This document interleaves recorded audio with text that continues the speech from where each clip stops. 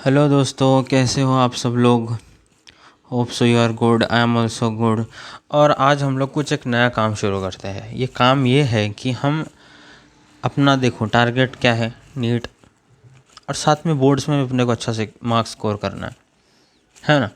तो हम एनसीईआरटी का एक चैप्टर उठाते हैं, उस चैप्टर के हर एक लाइन को अच्छे से रीड करते हैं, हर एक स्टेटमेंट को अच्छे से एलैबोरेट करते हैं, और फिर उसको हर एक एंगल में सोचते हैं कि कैसा एग्जामिनर इस स्टेटमेंट से क्वेश्चन बनाएगा, कैसे कैसे क्वेश्चन बन सकते हैं हर एक स्टेटमेंट से। ठीक है, शुरू करते हैं फर्स्ट चैप्टर से। फर्स्ट चैप्टर तो नहीं है, लेकिन एक चैप्टर उठाते हैं हम लोग और इस चैप्टर से शुरू करते हैं। पहले कंटेंट देख लेते हैं क्या क्या है इसमें। ठीक है, फर्स्ट ऑफ ऑल इसमें है ब्लड के सारे components, blood cells, blood plasma, इसके बारे में हम लोग पढ़ेंगे। सेकंडली आता है इसके अंदर टिश्यू फ्लूइड जो है अपना बॉडी का एक लिम्फ है, उसके बारे में पढ़ेंगे। थर्डली आता है अपना इसमें सर्कुलेटरी पाथवेज है। फॉर एग्जांपल अगर ह्यूमंस में देखा जाए तो दो सर्कुलेटरी पाथवे है, एक है सिस्टेमिक सर्कुलेटरी पाथवे और एक है pulmonary circulatory pathway. Pulmonary circulatory pathway में क्या होता है, ब्लड, ठीक है, पूरी बॉडी से आके हार्ट में कलेक्ट हुआ, डीऑक्सीजनेटेड ब्लड जिसमें ऑक्सीजन नहीं है, मतलब कार्बन डाइऑक्साइड कंटेनिंग ब्लड। ठीक है, तो वो क्या करेगा, वो ब्लड कहाँ जाएगा, लंग्स में जाएगा। क्यों? ऑक्सीजनेटेड होने के लिए। ठीक है, लंग्स से ऑक्सीजनेटेड ब्लड वापस हार्ट में आएगा। तो ये हार्ट टू लंग्स और लंग्स टू हार्ट वाला जो पाथवे है, इसको हम लोग क्या बोलते हैं, पल्मोनरी। जैसे कि हम लोग जानते हैं लंग्स को पल्मोनरी बोलते हैं, है ना, लंग्स का टर्म है। तो इस पाथवे को हम लोग पल्मोनरी पाथवे बोलते हैं। फिर जब ऑक्सीजनेटेड ब्लड हार्ट में आ चुका है, फिर उस ऑक्सीजनेटेड ब्लड को बॉडी के हर एक ऑर्गन तक, हर एक सिस्टम तक पहुंचाते हैं। फिर वहाँ से वापस डीऑक्सीजनेटेड ब्लड हार्ट तक लाते हैं। तो हर एक सिस्टम तक जाता है, इसके लिए इसको सिस्टमिक सर्कुलेशन बोलते हैं। ठीक है, फिर हम लोग देखेंगे उसमें रेगुलेशन ऑफ कार्डियक एक्टिविटी, अलग अलग कार्डियक एक्टिविटीज़ आते हैं। फिर डिसऑर्डर ऑफ सर्कुलेटरी सिस्टम। ठीक है, फिर आगे बढ़ते हैं, स्टार्ट करते हैं फर्स्ट लाइन से। You have learned that all living cells have to be provided with nutrients, O2 and other essential substances. ठीक है, ऑल्सो द वेस्ट और harmful substance produced have to be removed continuously for healthy functioning of tissue. Obviously अगर harmful substance, अगर urine अगर बहुत देर तक रह जाता है तो वो डिसऑर्डर कॉज कर सकता है, रीनल डिसऑर्डर कॉज कर सकता है। अगर कहीं पे ब्लड में हार्मफुल मटेरियल, टॉक्सिक किसी ऑर्गन में जाके अगर ज़्यादा देर तक रह जाता है तो उस ऑर्गन को डैमेज कर सकता है। तो वैसे ही this have to be removed continuously for healthy functioning of the tissue. It is therefore essential to have efficient mechanism for movement of this substance to the cell and from the cell. समझ रहे हो, to the cell, जैसे मैंने पहले बताया oxygenated blood हर एक organ तक लेके जाता है, ऑर्गन, टिश्यू, सेल तक लेके जाता है, और वहाँ से डीऑक्सीजनेटेड ब्लड वापस लेके आता है। Different groups of animals have evolved different method of this transport. Simple organism like sponges, coelentrates circulate water from, उनमें क्या होता है, वो लोग वाटर को अंदर लेते हैं और वापस बाहर निकालते हैं। ये उनका मैकेनिज्म है, through their body cavities to facilitate the cell to exchange this substance. More complex organism use special fluids within their bodies to transport such material. अब ये स्पेशल फ्लूइड क्या है, अपने अंदर है वो ब्लड। ठीक है, blood is most commonly used body fluid by most of the higher organism including humans for this purpose. Another body fluid क्या है, बॉडी टिश्यू क्या है, लिम्फ है। It also help in the transport of certain substances. ठीक है, in this chapter you will learn about the composition and properties of body as well as lymph and the mechanism of circulation of blood. ठीक है, हम लोग ये सब चीज़ें आज इस चैप्टर में पढ़ेंगे। तो देखते हैं, ब्लड की तरफ आते हैं। ब्लड क्या है हमने पहले ही देखे। हाँ, और एक चीज़, ब्लड को हम लोग स्पेशलाइज्ड कनेक्टिव टिश्यू के फॉर्म, मतलब कैटेगरी में डालते हैं। क्यों? ये कनेक्टिव टिश्यू तो है, लेकिन ये एक फ्लूइड इन नेचर में है और एक बहुत बड़ा रोल प्ले करता है ब्लड। हम सारे जो कुछ भी करते हैं, कोई भी मतलब मेडिकल ट्रीटमेंट के लिए जाते हैं, कुछ भी करते हैं, तो वो ब्लड टेस्ट करवाने के लिए बोलते हैं, है ना, क्योंकि ये एक स्पेशल रोल प्ले करता है ह्यूमन के बॉडी में। एंड मेजर डिटरमाइनिंग फैक्टर सारे ब्लड्स में होते हैं, ब्लड में होते हैं। कोई भी किसी भी चीज़ की कमी ज़्यादती सब हमको ब्लड टेस्ट ही पता चलता है। इसके लिए इसको हम लोग स्पेशल कनेक्टिव टिश्यू के कैटेगरी में डालते हैं। Consist of fluid matrix and plasma, क्या क्या, fluid matrix, plasma and formed elements. ठीक है, आगे बढ़ते हैं प्लाज्मा के तरफ। प्लाज्मा क्या होता है? अब ब्लड का एक कंपोनेंट प्लाज्मा है। ब्लड में दो चीज़ें होती है, एक तो प्लाज्मा होता है और एक ब्लड सेल्स होते हैं। प्लाज्मा, ब्लड सेल्स जो फ्लूइड वाला पार्ट है उसको प्लाज्मा बोलते हैं, और उसके अंदर जो फ्लोटिंग सब्सटेंस होता है, उसके अंदर इंट्रोड्यूस्ड सब्सटेंस होता है, सेल्स होते हैं, उसको हम लोग ब्लड सेल्स बोलते हैं। Plasma is a straw coloured, इसको बहुत हाईलाइट करना अच्छे से और दिमाग में रखना है, स्ट्रॉ कलर्ड विस्कस फ्लूइड। ठीक है, viscous fluid constituting about 55% of the blood. ठीक है, 55% प्लाज्मा होता है। तो क्या पता चला, बाकी ब्लड सेल्स कितने परसेंट होंगे? 45%, 44 टू 45%, 100 आउट ऑफ 55% अगर प्लाज्मा होता है तो ब्लड सेल्स कितने होंगे? 44 टू 45%।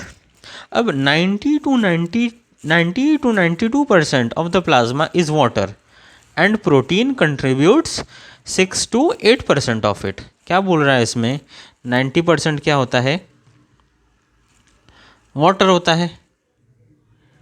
अब इसमें प्रोटीन भी तो होना चाहिए। 10 में से, अब 100 में से 90% वाटर हो गया, बचा कितना? 10। उसमें से 8% क्या है?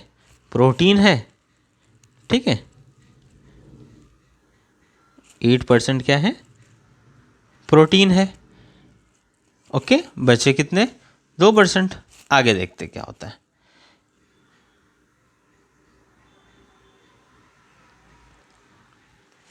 अब फाइब्रिनोजेंस आर नीडेड फॉर क्लॉटिंग और कोआगुलेशन ऑफ ब्लड्स।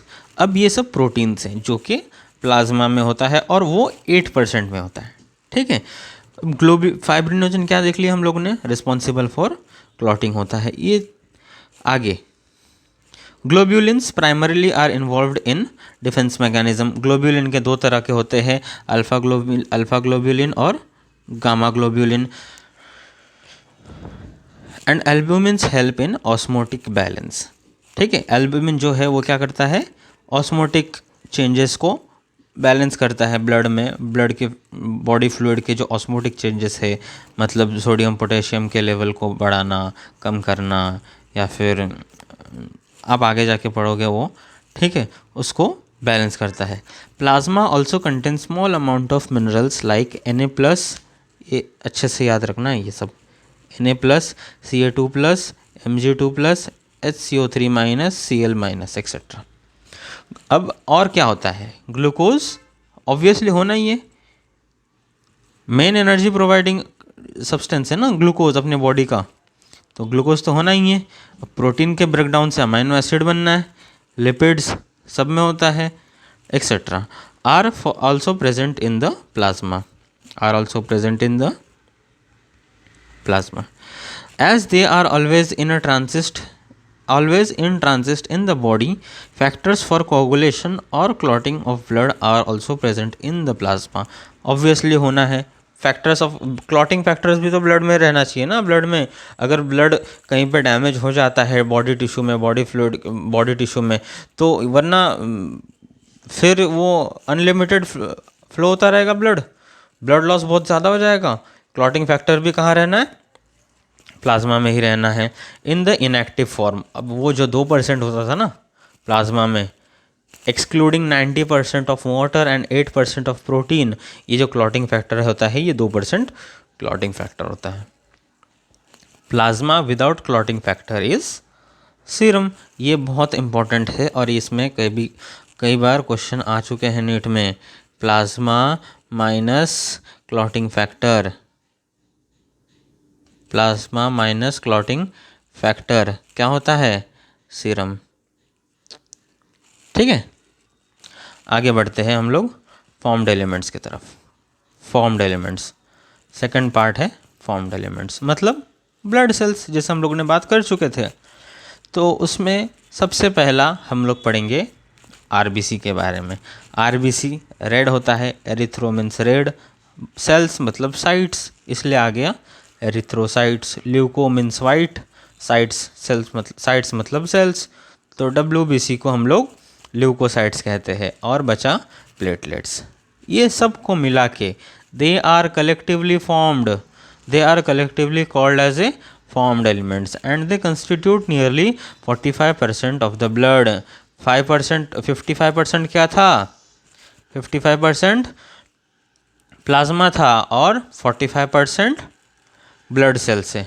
चलो बढ़ते हैं एरिथ्रोसाइट्स की तरफ। एरिथ्रोसाइट्स और RBC red blood cells are the most abundant of all the cells in the blood. सबसे ज़्यादा कौन सा सेल पाया जाता है?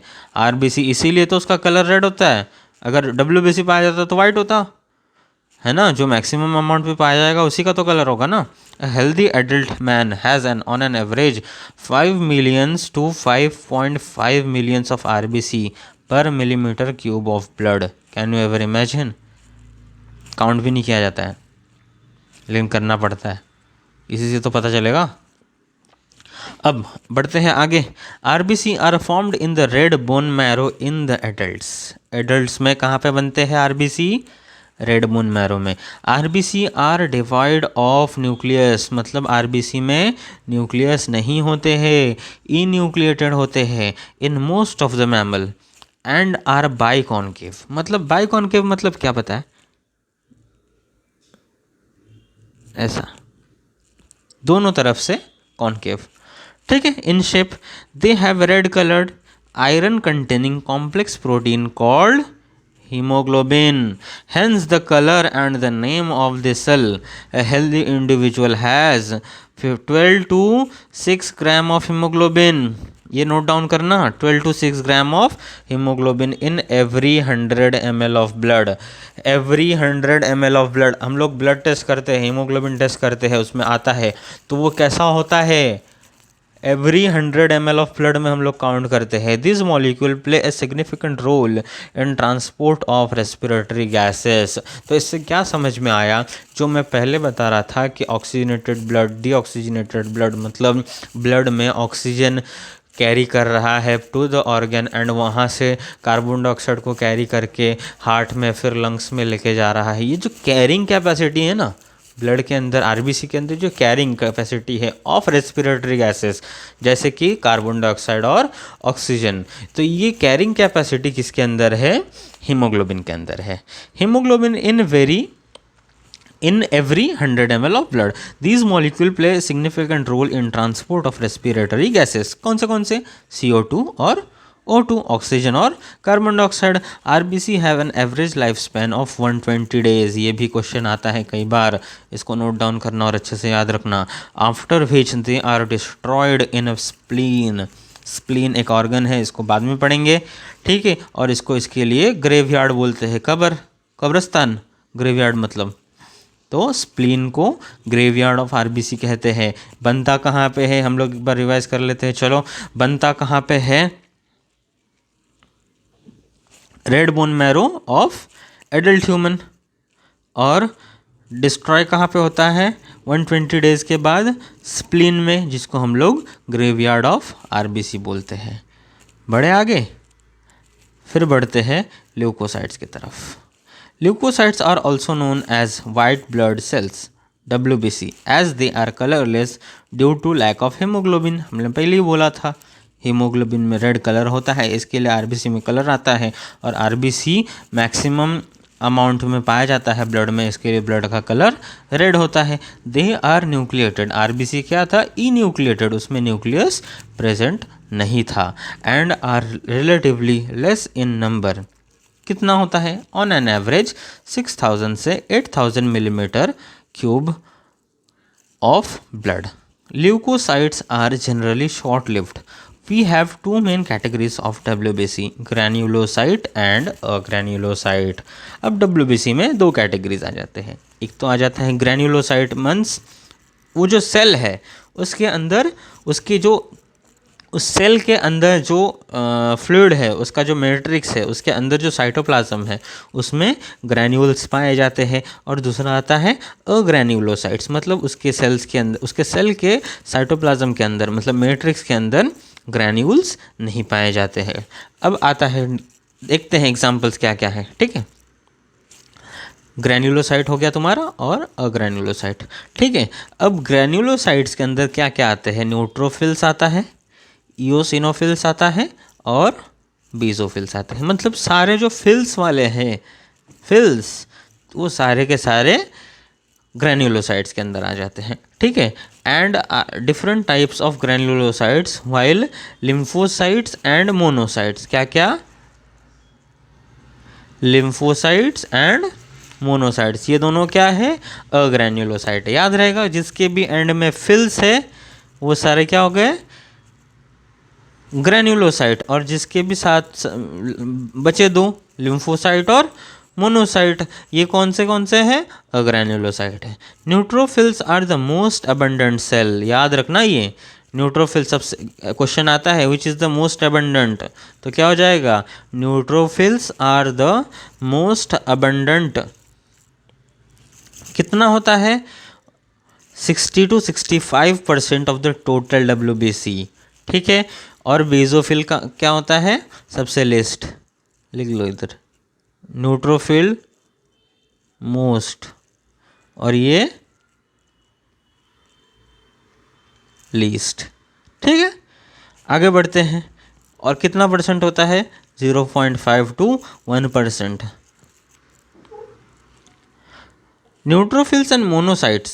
Neutrophils and monocytes are phagocytic cells which destroy foreign organism entering the body.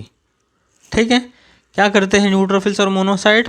Phagocytic cell है, मतलब soldier sales है. और क्या करता है? जो कोई भी फॉरेन ऑर्गेनिज्म आ गया, एंटीजन आ गया, तो उसके साथ फाइट करता है और उसको डिस्ट्रॉय करता है. Basophil secretes histamine, serotonin, heparin etcetera are involved in inflammatory reaction.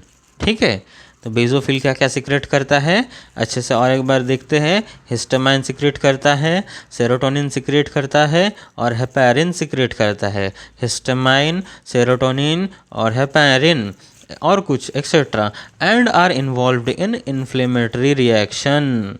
ठीक है, अब इओसिनोफिल्स जो कि 2 to 3% होता है, ये क्या करता है? Resist infection and are also associated with allergic reaction. ठीक है, कौन था वो? इओसिनोफिल. मतलब इओसिनोफिल का और एक नाम है एसिडोफिल. ये क्या करते हैं? एलर्जिक रिएक्शन के साथ डील करते हैं अपने बॉडी के अंदर. आगे आते हैं lymphocytes. These are of 2 major types. 2 तरह के होते हैं, एक होता है बी लिम्फोसाइट और दूसरा होता है टी लिम्फोसाइट. ठीक है, both B and T lymphocyte are responsible for immune system of the body. अब ये नाम कहाँ से आया? बी लिम्फोसाइट कहाँ से आया और टी लिम्फोसाइट कहाँ से आया? टी लिम्फोसाइट का मतलब है, T lymphocyte are those lymphocyte जिसका मैच्योरेशन आपका थाइमस में होता है, इसीलिए उसका नाम आया वहाँ से. T for thymus, T for T lymphocyte. अच्छा, बी लिम्फोसाइट कहाँ पे मैच्योरेशन होता है इसका? बी लिम्फोसाइट का मैच्योरेशन ह्यूमन बोन के बोन मैरो के अंदर होता है, इसीलिए आया इसका बी लिम्फोसाइट. इसीलिए नहीं, होता तो बोन मैरो में ही है, नाम भी बी लिम्फोसाइट है, लेकिन the reason behind is not that. ये सबसे पहले बी लिम्फोसाइट जो है ना, सबसे पहले बर्ड्स में पाया गया था और उनके बर्सा फैब्रिकस, ये एक जगह है बर्ड्स में, वहाँ से पाया गया था, वहाँ उसका मैच्योरेशन होता है, बर्सा फैब्रिकस. तो इसीलिए उसका नाम पड़ा बी लिम्फोसाइट. लेकिन लकीली ह्यूमंस में भी होता है, बोन मैरो में, और बोल देते हैं, लेकिन ऐसा नहीं होता है। ठीक है, आगे बढ़ते हैं प्लेटलेट्स की तरफ। Platelets also called as a thrombocyte are cell fragment produce from megakaryocytes. ठीक है, प्लेटलेट्स किससे बनते हैं? मेगा कैरियोसाइट से। किससे? मेगा कैरियोसाइट से। Blood normally contain 1,50,000 to 3,50,000 platelets per mm³. Platelets can release a variety of substances, most of which are involved in coagulation or clotting of blood. समझे? Platelets can release a variety of substance, most of which are involved in coagulation or clotting of blood. Platelets एक बहुत बड़ा role play करता है. A reduction in their number can lead to a clotting disorder, which will lead to excessive loss of blood from the body. इसीलिए pre operative जो सारे test होते हैं ना, उसमें प्लेटलेट्स का टेस्ट बहुत, सीबीसी काउंट चेक करवाते हैं, कंप्लीट ब्लड काउंट का टेस्ट करवाते हैं। उसमें खास फोकस प्लेटलेट्स पे दिया जाता है, क्योंकि अगर प्लेटलेट्स कम है और ऑपरेशन शुरू कर दिया गया है तो उसमें एक्सेसिव ब्लड लॉस के चांसेस होते हैं, इसीलिए इस पर खास ध्यान दिया जाता है। ठीक है, आगे बढ़ते हैं हम लोग ब्लड ग्रुप के तरफ। ब्लड ग्रुप होता है ABO टाइप ब्लड ग्रुप। इसको हम लोग नेक्स्ट वीडियो में देखेंगे। ठीक है, thank you for watching the video, और बहुत बहुत शुक्रिया। और वीडियो पसंद आए तो क्या करना है पता ही है, लाइक करो, शेयर करो, आगे फॉरवर्ड करो। सिर्फ अकेले ही मत सीखो, बाकी लोगों को भी सिखाओ, है ना। जब पढ़ेगा देश तो बढ़ेगा देश ना। सो ज़्यादा से ज़्यादा शेयर करो अपने फ्रेंड सर्कल में, अपने कॉलेज के ग्रुप्स में, या फिर एज यू विश। और सब्सक्राइब भी कर देना, बिल्कुल फ्री है। ठीक है, चलो फिर मिलते हैं नेक्स्ट वीडियो में ब्लड ग्रुप के साथ। तब तक के लिए गुड बाय।